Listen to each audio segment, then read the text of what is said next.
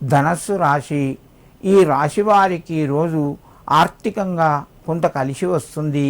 ప్రయత్నాలు ఫలిస్తాయి. శత్రు బాధ కూడా పెరిగే అవకాశాలు ఉన్నాయి. అంతర్గతంగా శత్రువుల యొక్క వృద్ధి జరుగుతూ ఉంటుంది. జాగ్రత్తగా ఉండండి. ఎదుటి వారితోని మీరు అనవసరంగా మాట్లాడద్దు.